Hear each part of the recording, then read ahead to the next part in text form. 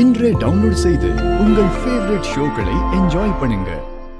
முதல்ல மரியாதையா நான் சார்னு கூப்பிடுற மாதிரி நீங்க மேடம்னு கூப்பிடணும்.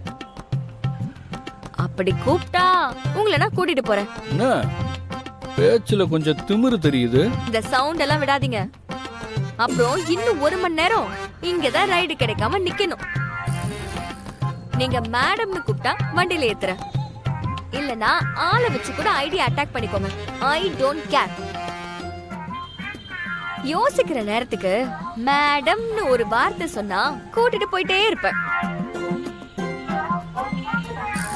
சரிங்க மேடம், வண்டி எடுங்க மேடம். இது மரியாதை.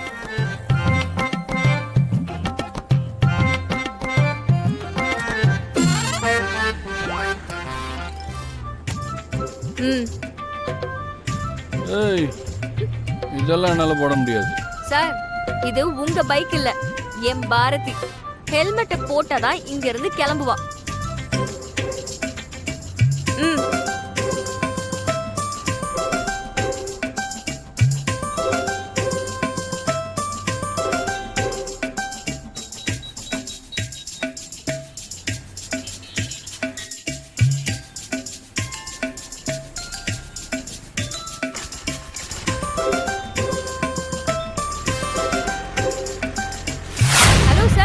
காசு கொடுத்துட்டு போங்க.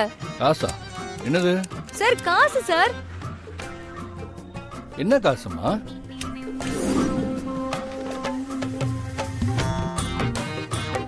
ஊர்ல காசு கொடுக்காதவங்க கிட்ட மட்டும் கரெக்டா காசு வசூல் பண்ண தெரியுது. வண்டியில வந்ததுக்கு காசு கொடுக்க தெரியாதா? இவ்ளோ நடந்தும் திமிரு குறைய மாட்டேங்குது. இது திமிரு இல்ல சார், தன்மானம். விட்டு கொடுக்க முடியாது. எவ்வளோ? ஏய், தன்மானம்லாம் விலைக்கு வாங்க முடியாது. நான் டிராப் பண்ணதுக்கு எவ்வளவுன்னு கேட்டேன். 120 ரூபா.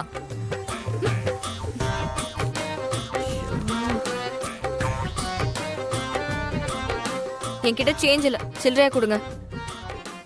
ஹேய், அது உன்னோட பிரச்சனை. கஸ்டமரை ஏத்துறப்ப அவங்களுக்கு கொடுக்கறதுக்கு சேஞ்ச் வச்சிருக்கணும்னு தெரியாதா? இருந்த சேஞ்சை இப்பதான் கொடுத்தேன். நீங்க 120 ரூபா யூபிஐல அனுப்புங்க. அதெல்லாம் என்கிட்ட இல்ல. இந்தா காசை புடி. இப்பெல்லாம் பூக்கடையிலே டிஜிட்டல் பே வாங்குறாங்க.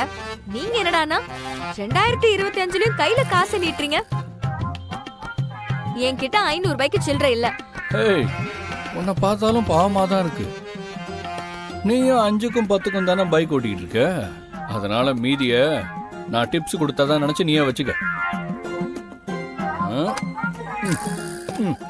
போ. ஹலோ சார், ஒரு நிமிஷம். எனக்கு ஒரு டிப்ஸ் எல்லாம் தேவையில்ல. முடிஞ்சா ஆப்ல என்ன அமௌண்ட் காட்டுதோ அதை கொடுங்க. இல்லனா 500 ரூபாவோட சேர்த்து இந்த 1 ரூபாவையும் சேர்த்து 501 ரூபாவா வச்சுக்கோ. புடி.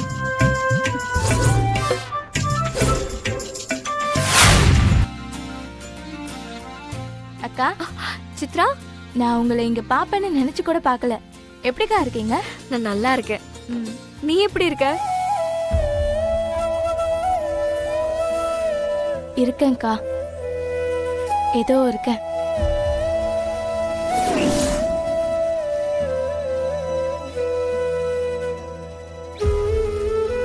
சித்ரா, என்னாச்சு?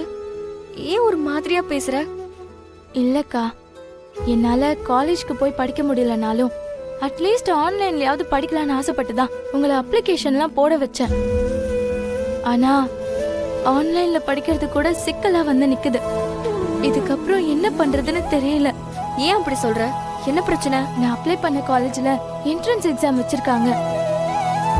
அதுல பாஸ் ஆனாதான் அட்மிஷன் கன்ஃபார்ம் ஆகுமா? ஏய், இதுக்கா நீ இவ்ளோ டென்ஷன் ஆயிட்டு இருக்க?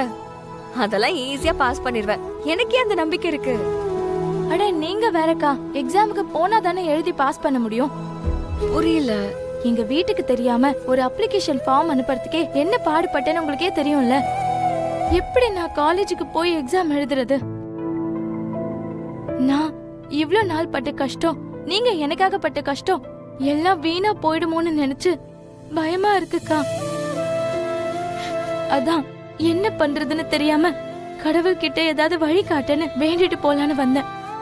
ஏன் சித்ரா, உங்க வீட்ல இருக்கிறவங்க யாராவது ஒருத்தருக்கு கூட மனசை புரிஞ்சுக்கிட்டு உதவி பண்ணணும்னு தோணலையா? என் மனசை புரிஞ்சுக்க ஆள் இல்லைன்னு சொல்ல மாட்டேன். ஆனா அவங்க புரிஞ்சுக்கலாமே தவிர உதவ முடியாது.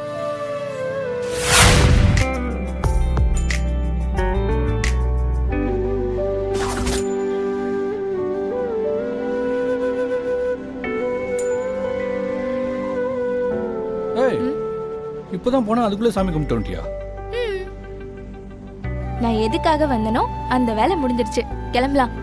ம், அண்ணே ஒரு நிமிஷம். ம். ம்.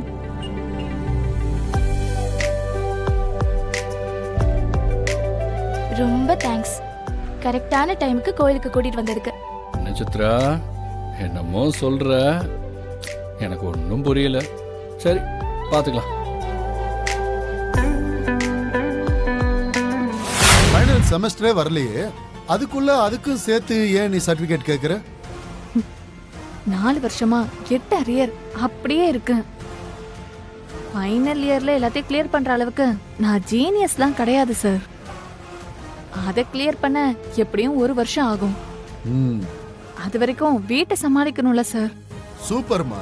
இவ்வளவு அட்வான்ஸா யோசிக்கிறியே. இந்த புத்திசாலித்தனத்தை படிப்புல காட்டியிருந்தா பெரிய ஆளா வந்திருப்பியே. சார், படிப்பு வந்தா படிக்க மாட்டேனா? நீங்க வேற ஏன் சார் டென்ஷன் பண்ணிட்டு இருக்கீங்க? சரிம்மா, உன் இஷ்டமா. நீ என்னமோ பண்ணிட்டு போ. எனக்கு கொடுக்க வேண்டிய பேலன்ஸ் பணத்தை கொடு, நான் வெளியே கிளம்பணும். ஆ, இதோ இதோ கொடுக்குறேன்.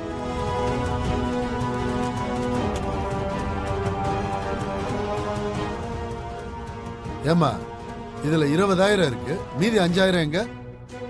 சார், தப்பா நினைச்சுக்காதீங்க சார். வேலை கிடைச்சோன்னா 5,000 என்ன 10,000 கொடுக்குறேன் சார். ஆ? ஏமா, வேலை முடிஞ்சதும் துட்டை கொடுக்கறேன்னு சொன்ன, இப்ப பேச்ச மாத்திக்கிட்டு இருக்க, என்னம்மா அது? சார், எங்க வீட்டுக்கு இது தெரிஞ்சிடக்கூடாதுன்னு ரொம்ப கஷ்டப்பட்டு ரெடி பண்ணி கொடுத்துருக்கேன் சார். சார், கொஞ்சம் ஹெல்ப் பண்ணுங்க சார். கண்டிப்பா நான் வேலைக்கு சேர்ந்து சம்பளம் வந்த அடுத்த நாளே உங்களை தேடி வந்து கொடுத்துறேன் சார். 5,000 ரூபாய் என்ன சார் 5,000? 1 மாச சம்பளத்தை அப்படியே கொடுத்துறேன் சார். நீங்க என்ன சொல்றீங்க சார்? சரி, அந்த ஃபைனல் செமஸ்டர் மார்க் ஷீட் இருக்குல்ல, அதை கொஞ்சம் கொடு. சார், என்ன சொல்றீங்க சார்? இப்போ உனக்கு இந்த வேலை வாங்குறதுக்கு 7 செமஸ்டர் சர்டிபிகேட் இருந்தா போதும்ல? ஆமா சார். அப்புறம் எதுக்குமா ஃபைனல் செமஸ்டர் சர்டிபிகேட்?